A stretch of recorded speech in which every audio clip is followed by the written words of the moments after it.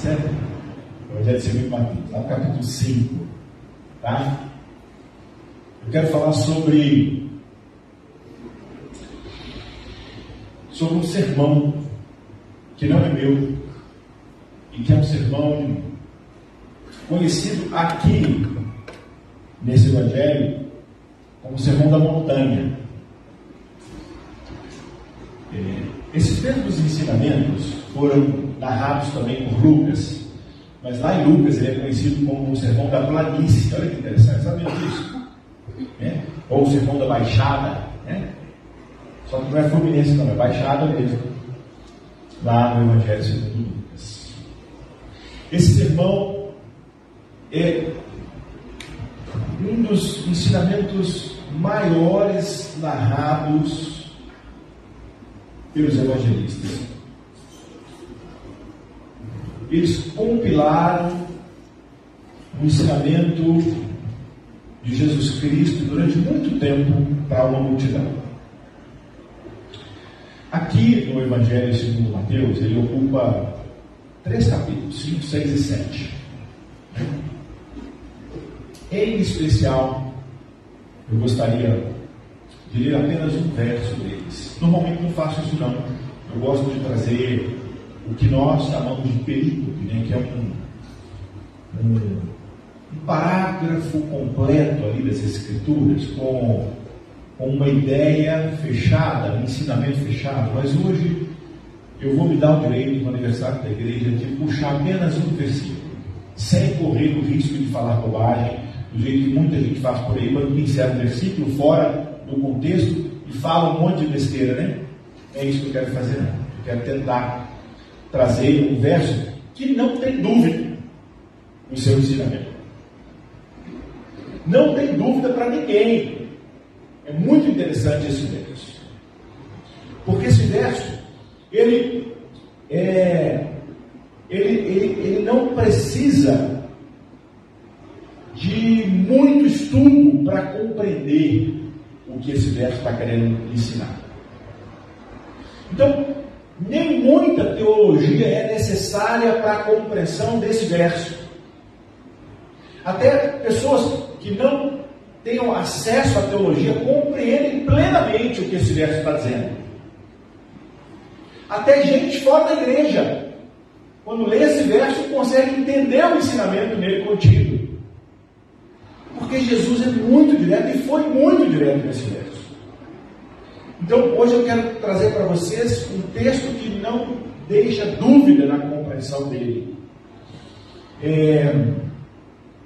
Um texto que não demanda estudos profundos, que não demanda uma exegese profunda, porque é um texto óbvio demais, direto demais, claro demais, e alcança todas as pessoas com o seu ensinamento, que é o verso de número 13 do capítulo 5.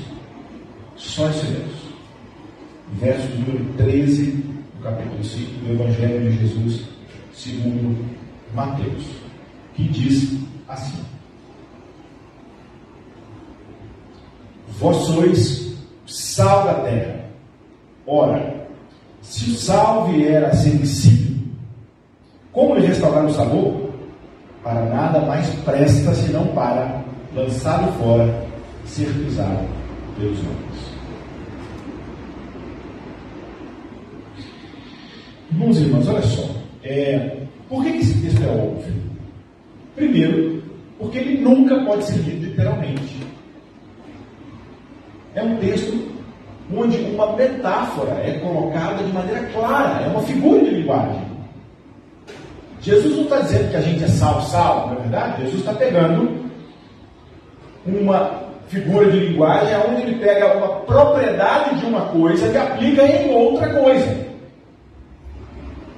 Onde ele pega características de uma coisa e diz assim: vocês devem ter estas características também. Isso é muito claro nesse pequeno verso, verso 13. Vós sois sal. Ponto. É isso. A expectativa de Jesus é que seus discípulos e suas discípulas discípulas sejam sal, tenham características do sal. Mas muitas vezes nós não entendemos onde esse sal é aplicado. E talvez esse seja o primeiro erro quando a gente passa por esse texto em tantos e tantos e tantos séculos de igreja. Porque quando Jesus dizia, vós sois sal, mas é sal da terra. O que isso quer dizer para nós? Quer dizer que o sal, no sal, não faz diferença nenhuma. Quer dizer que o sal, no meio do saleiro, nada é. Ele não cumpre, ele não gera, ele não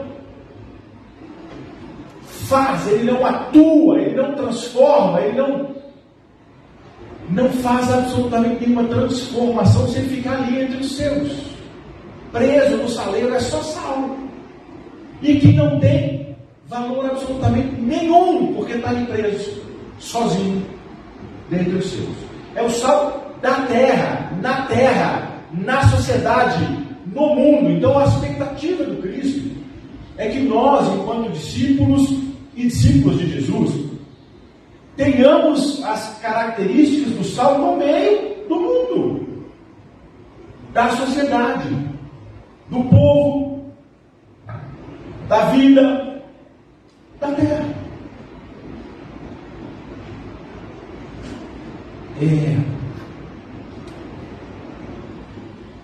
Eu fico imaginando, né? Isso me incomoda um pouco, porque quando a gente fala de igreja evangélica no Brasil, a gente fala de muitos eventos, de muitos cultos, de muitas reflexões, de muitas palavras, de muitas músicas. E eu fico realmente me perguntando se a igreja evangélica no Brasil tem características do sal no mundo.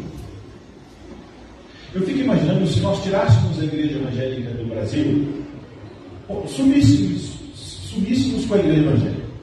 Eu pergunto assim, o que a sociedade brasileira falaria? A sociedade brasileira sentiria falta das ações da igreja evangélica do Brasil? Realmente, sim. E aqui, a gente está numa celebração de 73 anos dessa comunidade. Eu me pergunto realmente se essa comunidade desaparecesse, né? Pá, sumisse. A sociedade de Belo Horizonte sentiria falta das ações da segunda igreja presbiteriana de Belo Horizonte? Eu fico me perguntando.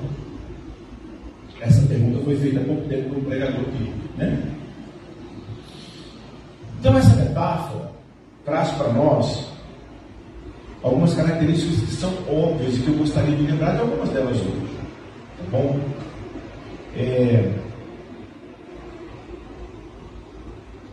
A primeira característica aqui que eu preciso pensar com vocês é a característica mais básica do sal, que é temperar. É isso?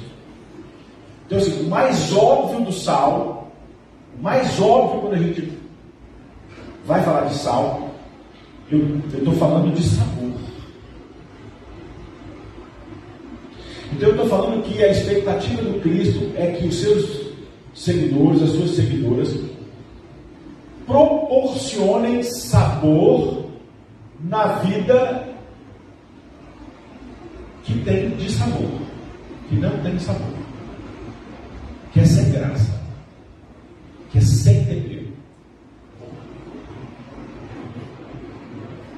Uma vida sem graça, me perdoe, né? Porque se a minha mãe estivesse aqui eu não poderia citar essa palavra.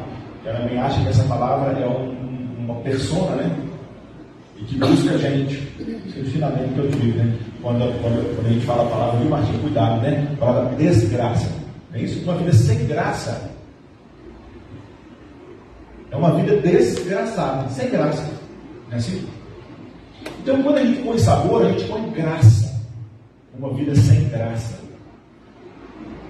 A gente põe alegria numa vida sem alegria. A gente põe esperança numa vida sem esperança. Então, quando Cristo olha para as pessoas que o seguem e fala assim: olha, vocês são sal.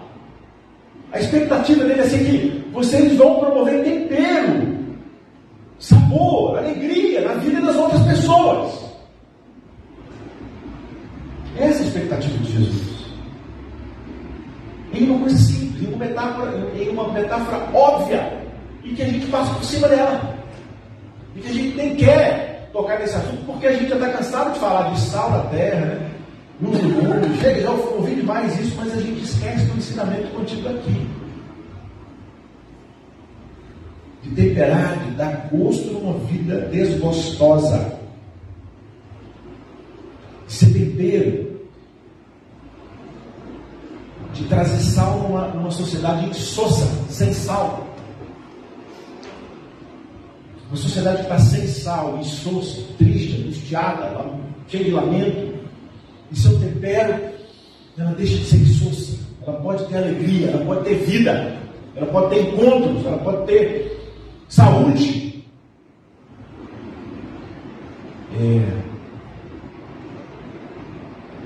Mas eu me pergunto se a gente, como igreja, tem tornado vidas sem graça graciosas. Será que, como seguidores de Jesus, a gente traz graciosidade às outras pessoas? É isso que a gente tem feito? É uma pergunta que tem que ser honesta para nós. Porque se o sal, trazendo sabor, traz graça, será que a gente tem promovido isso? Qual que é o nosso papel como igreja? E eu fico um pouco preocupado, porque parece que nós somos sal no meio de outros sais. Porque a gente promove muito o que a gente faz no meio da gente. A gente sabe fazer um culto, a gente sabe pregar, a gente sabe falar, a gente sabe cantar.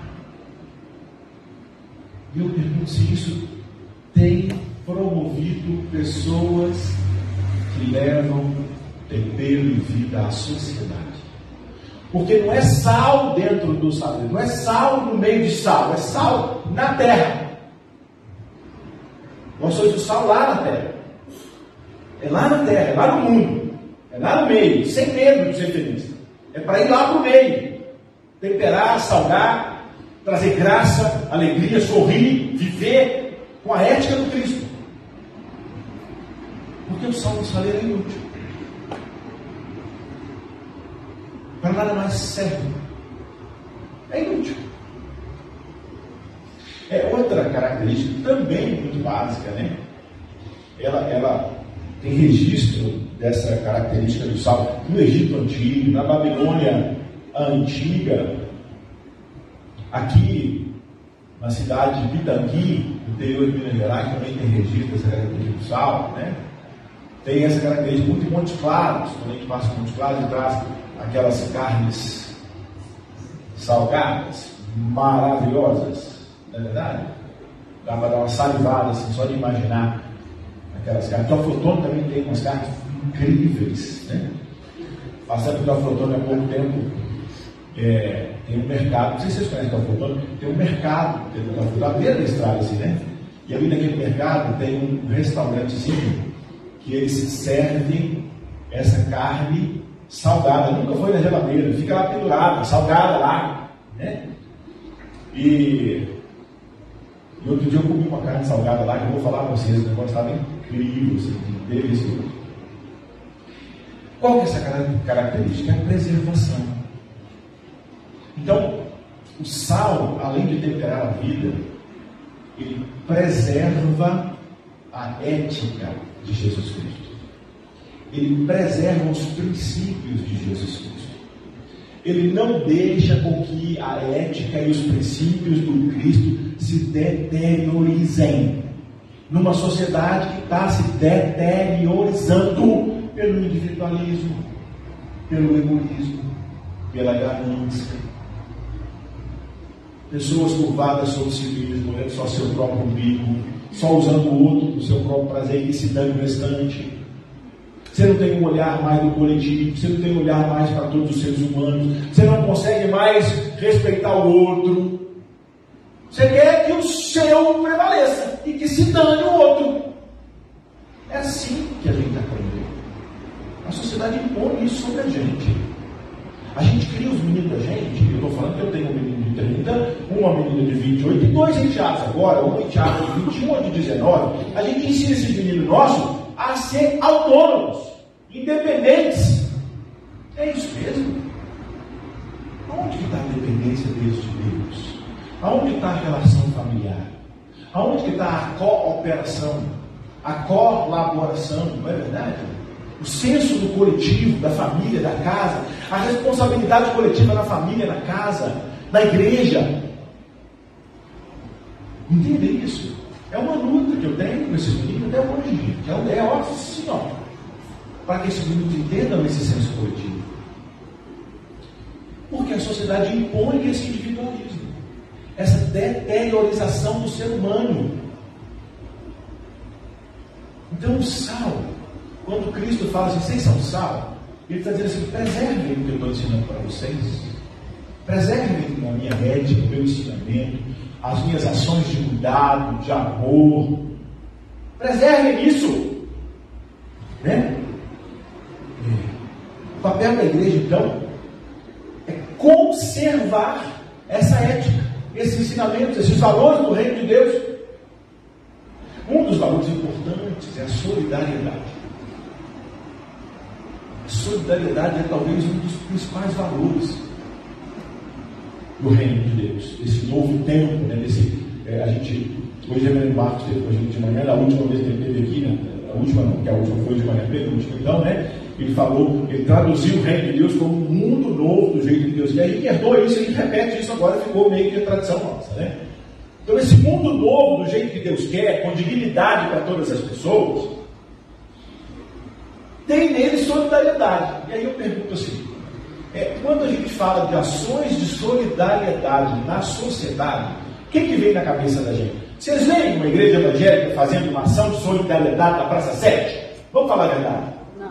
Não. Não. Não é verdade? Pega a internet e procura, por exemplo, assim, música gospel, né? Cântico de louvor, pregação, está lá a igreja evangélica. Falando. Mas ações de solidariedade me vem na cabeça um monte de outras religiões, inclusive não cristãs. Inclusive de raiz africana, ou o espiritismo francês, kardecista, né? Ou os cristãos católicos romanos, envolvidos ali nas comunidades de base, envolvidos nas ações de solidariedade. Isso eu vejo muito. Mas na igreja evangélica, eu vou dizer, onde é que a gente está salvando, gente? Será que a gente está salvando mesmo? Né? Ou a gente está promovendo prazer para a gente mesmo? Não é verdade? Que às vezes a gente está promovendo prazer para a gente mesmo. Isso me incomoda. Eu preciso dizer que isso me incomoda, né? Então,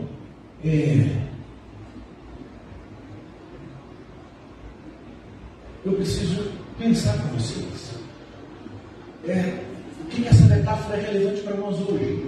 A terceira característica que eu preciso também trazer, é importante isso para a gente, que eu não sei se todo mundo tem essa ideia, né? De que o sal era tão importante na antiguidade, era tão valoroso, que ele se torna um valor em si mesmo. Vocês sabiam disso? Vocês sabiam, por exemplo, que pagamentos eram feitos com sal? Daí a palavra saldo, né, o soldo, ou salário, vem da quantidade de sal que se pagava por um trabalho.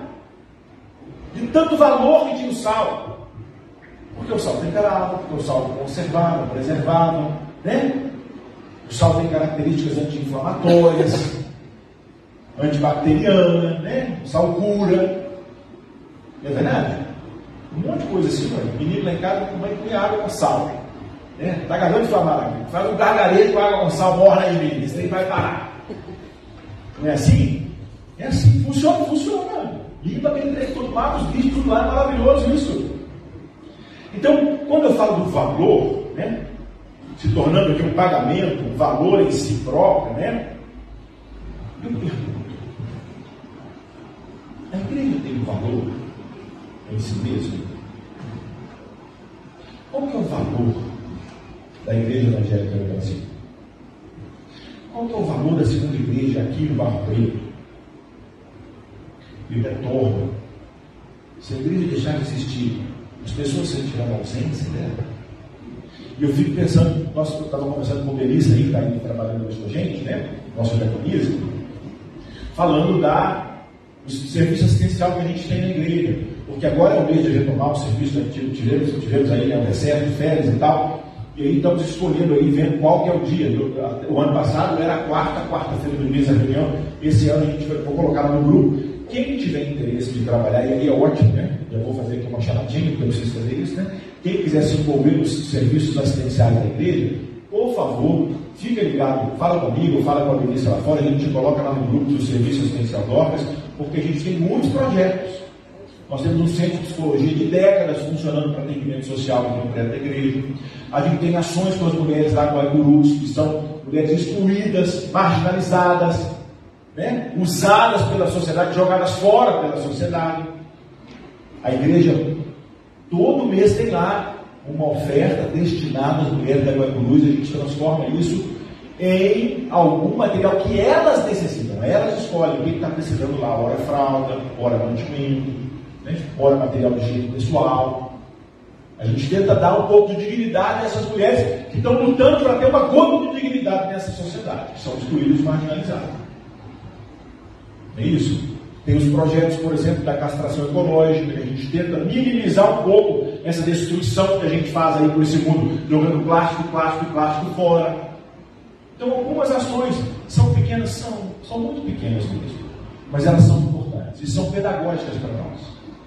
E faz com que a gente tenha um pouquinho mais de responsabilidade no cuidado com tudo que Deus criou. Né?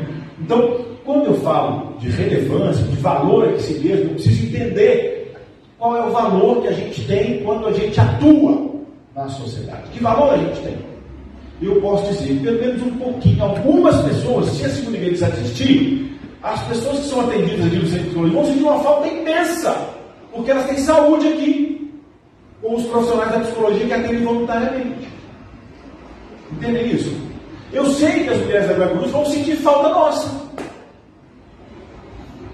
Então a gente tem que dar, pelo menos com o valor que existe aí. E eu quero chamar vocês para fazer parte disso. Isso é importante para a gente. Né?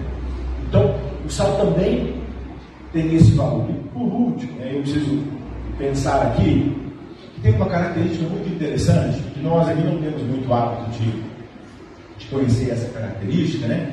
Essa característica do sal, normalmente quem tem um hábito de reconhecê-la é o pessoal lá do hemisfério norte, onde tem muita neve, muito gelo, muito frio, né?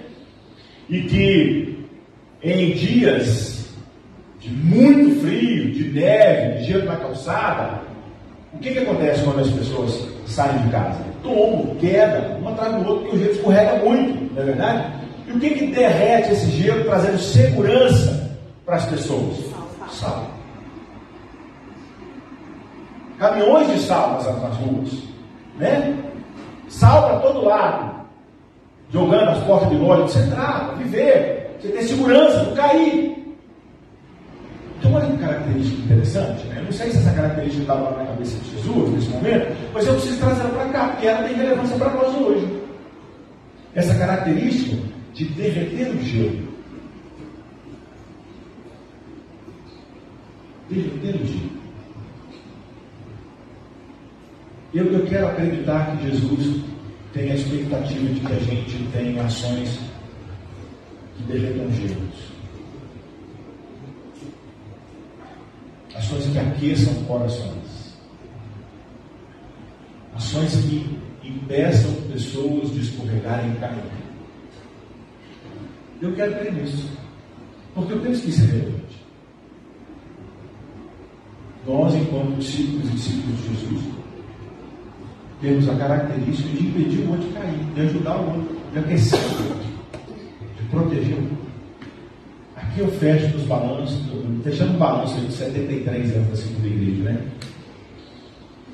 E aí pensando na igreja que está aqui hoje, na igreja que está acompanhando a gente na internet, a gente tem temperado a vida de alguém? A gente tem levado tempero para a vida de alguém? No ponto, né? É bom temperar, é bom fazer o outro sorrir, não é? Dar afeto, reconhecimento, carinho, respeito. Né? A gente tem que salgar. Hoje eu saí daqui da última manhã, cheguei em casa e hoje a cuidadora da mamãe estava lá dando uma força para a gente, estava mais feito que a Cida. Algumas pessoas conhecem a Cida aqui já, né? E fomos almoçar e a Cida fez umas coxinhas de asinha de frango, sabe? E aquele tempero assim no ponto, né? Estava tão no ponto, tão no ponto que eu depois peguei uma farinha de mandioca e joguei, sabe, naquela raspa que ficou ali? Menino aqui ficou um temperinho assim, sabe? E isso que a gente precisa fazer na vida do outro. Eu comi assim, com prazer. Alguém teve esse prazer quando encontrou você? Quando você deu o ombro, o ouvido? Às vezes para alguém que quer, me perdoe, né? Está precisando vomitar as angústias.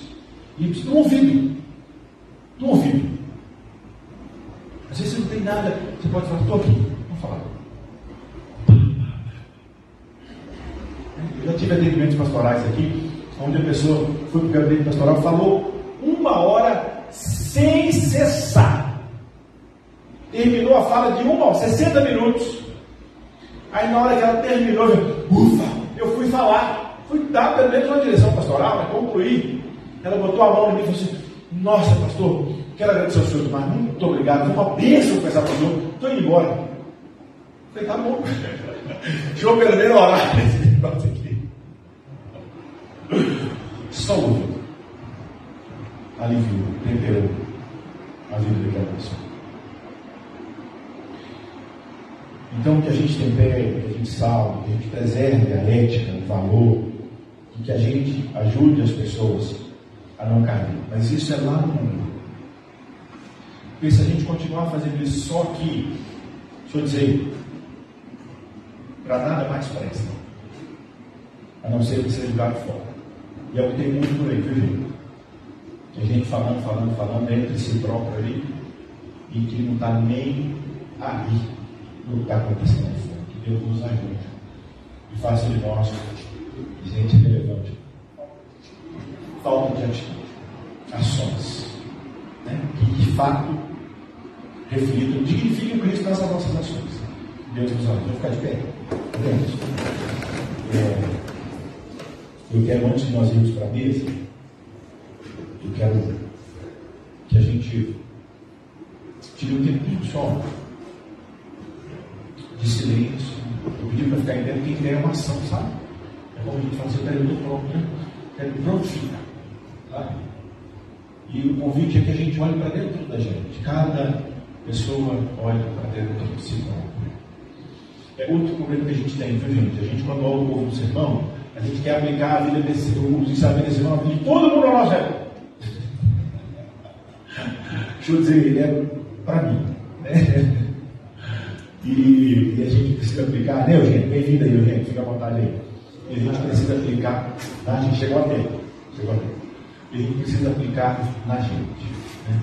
Então eu quero fazer um convite para que a gente olhe para a gente, cada pessoa se própria. Quem quiser abaixar a cabeça, fechar o seu olho, olhar para dentro de si.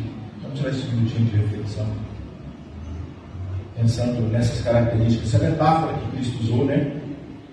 Esse sal tempera, esse sal preserva, esse sal que dá vida, que dá graça, esse sal que precisa ser aplicado no mundo, na terra, na sociedade, lá fora, que impede as pessoas se machucarem, caírem, que aquece o coração, que derrete gelos.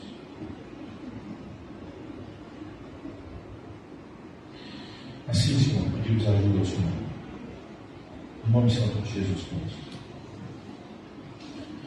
Dá-nos a graça, Senhor, de compreendermos essa metáfora tão importante e muitas vezes negligenciada. Tantas vezes negligenciada. Dá que compreendamos, Senhor, a importância dela. Dá que compreendamos a intensidade, a profundidade, quão essa metáfora é significativa para o exercício da nossa espiritualidade. Que o Senhor nos ajude. Em nome de Jesus Cristo, nosso Senhor. Amém.